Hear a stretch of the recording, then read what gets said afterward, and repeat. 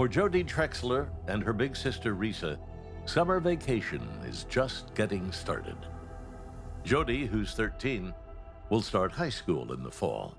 15-year-old Risa will be a junior. Risa was maturing more into a teenager and was making new friends at high school. She and I had started kind of dividing. She didn't share everything with me as much as she had before. That day, Risa had a couple friends over. Risa and I were in the same grade together, and we lived about a half a mile from each other. We were hanging out, watching MTV. Paul was the cool guy from California, had the long hair, skateboarder, punk rock, the type of guy that nobody in this southern town had the balls to be. Jim, he was the clown. He was very funny. I think he always had a little secret crush on Risa, but I think he knew that that was something that could never be. It was just a regular day. It was comedy of the older sister and the younger sister, like, leave us alone, we're grown-ups, watching TV, having fun. I can actually see Risa in the big chair, kind of balled up with the remote, just running things. We hung out a lot, and Risa was just a great friend and loved everyone. And she was so alive and fun and wonderful. Probably a little typical sibling jealousy. She was the older sister. She was cool, she was pretty. And sure, I'd get a little jealous if she got to do stuff that I couldn't do, but nothing out of your ordinary, typical sisters. We were very close. At around 3 o'clock, Risa was like, my soaps are coming on. So Jim and I are like, we don't want to watch soaps. And I had to get to my job at a fast food restaurant I was working at. So we headed out. And then we were at home by ourselves.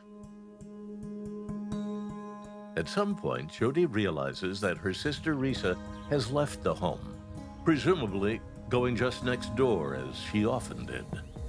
I decided to walk over, and I walked about halfway, about right past this crepe myrtle tree, and then I realized both the cars were gone, their front door was closed, so I turned around and walked back home. Jody assumes that her sister ran an errand with her grandparents and thinks no more of it. I was in my room listening to the radio. I think I talked to a couple friends on the telephone. Where I sat on my bed, from that window, I could see my grandparents' house entirely. And that was when I saw my grandfather come running out of the house, screaming. So I ran over there, and I ran into the house, into the living room first, and I didn't see anything. I was just looking around everywhere. I still had no idea what was going on. And when I turned a corner and saw into the spare bedroom, it was bloody. It was a mess. My sister was mostly covered by a blanket, so I could see her hair and part of her face. I remember having to beg a police officer to tell me if she was dead or not. I was in more or less in some kind of trance. When I got back to the house, I saw my father standing out on the front porch, and he was screaming. And I just jumped out of the car. I was thinking it was my mother, something had happened to my mother. For some reason, I remember being on my hands and knees. I don't know how I got on my hands and knees, but I remember crawling up to her body. Then I saw Risa's body laying there. Just horror. Horror. I still have flashbacks. Her eyes were open. She looked just like a little China doll. And I knew by looking at her eyes that she was gone. I just lost it, got hysterical, and just ran out of the house. I just ran and ran. My brother pulled up beside me in his pickup truck. Then he took me home. When I got back, my house was already full of people, police cars everywhere. The call came in, and I responded to it. I walked in there, and I was just horrified. She was on the floor, fully nude. Multiple stab wounds to her body. There was a stab wound next to the neck, and that blade was inside her shoulder, left inside. We found some semen on her right leg. It was highly likely that she'd been assaulted. We had minimal evidence besides the body itself. Nothing. Zero. Police repeatedly interview both Paul and Reese's other friend, Jim. It was so painful, they completely blamed everyone that was close to Risa. The police were really looking for a Hail Mary. Police can't link Jim or Paul to Reese's murder, but they never say so publicly. People were scared at that time because no one was caught. And you've got this circle of suspicion, and then that circle kept getting bigger. Jody became a suspect shortly thereafter the homicide. Jody was next door by herself when her sister was killed, leaving her with no alibi. They were saying in that 45-minute period of time, I was able to go overpower my sister, do the damage that was done to her. I had no wounds, cuts, anything defensive on me. None of it made sense. The rumors were coming from everywhere, but Risa's best friend, she was a big facilitator of a lot of these rumors. Her mother actually worked for the post office. I know that the detectives spent a lot of time at the post office. They would go up there. They were in close contact with all the reporters. They would tell everyone how I had done it.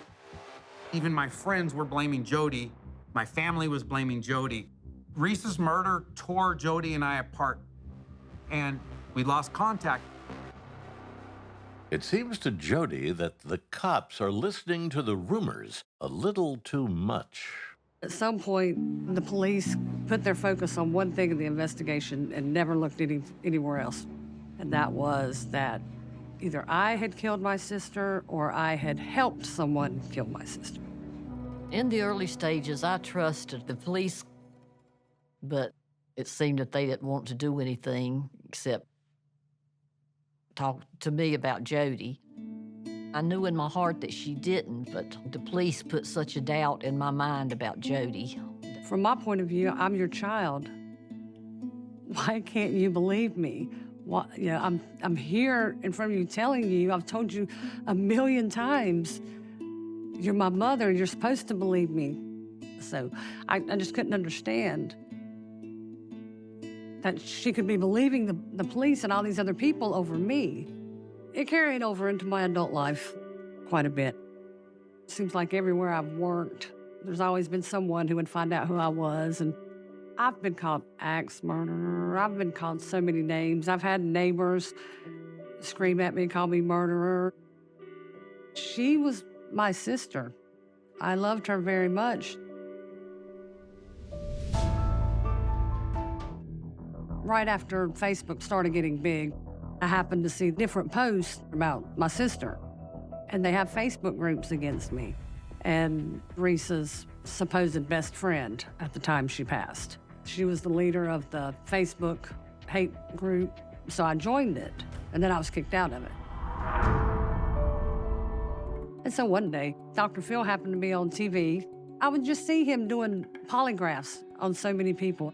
I just happened to send them an email that I just pretty much spilled out just the situation that my sister had been brutally murdered when we were kids, and I grew up taking the brunt of the blame, and it had affected my life.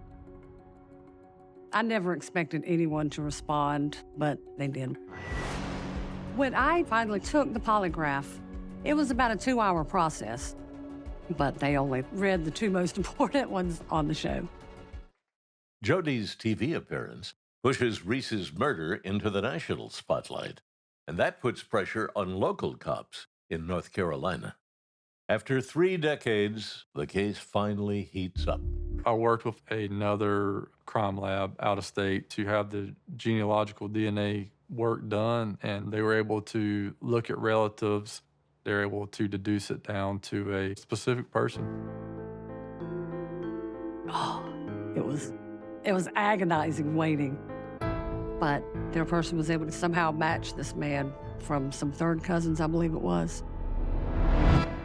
And they finally gave us a name, and it was no one any of us had ever heard of. Reese's killer's name was Curtis Edward Blair. The man that killed Reese was working at the Frito-Lay factory. It's just diagonally on the next block over. We couldn't find out a lot about Curtis Edward Blair, but at some point he left Salisbury, moved to California. Detective Schulenberger combs old court records from coast to coast and finds that Blair has a string of arrests in New York and California. Also, we found that he had been to prison for assault with a deadly weapon. But then the trail goes cold, until with a little more research, Schulenberger finds out the crushing truth. The suspect will never face justice. Curtis Edward Blair is dead. He had passed away in 2004. That was a big letdown to hear that. That was a blow. You know, I wanted the person to know we found him. I wanted the family to have the opportunity to see him go to prison. Throughout all of this, you kept thinking, one of these days when it's solved, we're going to get to sit down and look this person in the face and ask some questions, but we don't get to ask a lot of the questions that we really want to know. We'll never have those answers.